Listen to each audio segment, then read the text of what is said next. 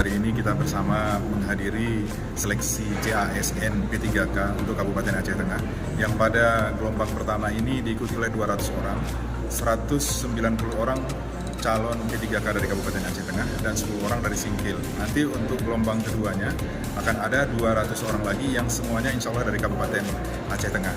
Kita mensupport mereka, menyemangati dengan menyampaikan bahwa setiap formasi yang sudah kita buka itu, kita ingin menjadi terisi.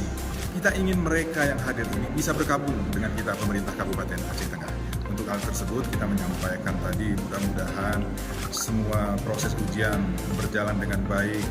Mereka harus melupakan pemikiran-pemikiran yang di luar dulu, fokus kepada kemampuan terbaik mereka. Dan sehingga kita harap bahwa formasi yang dibuka tahun ini bisa terisi penuh. Tidak ada lagi yang kosong-kosong seperti tahun-tahun sebelumnya. Tetapi tentu ini memerlukan kemampuan dari para peserta untuk menjawab soal-soal yang diberikan dengan baik dan kemudian sesuai dengan kemampuan mereka.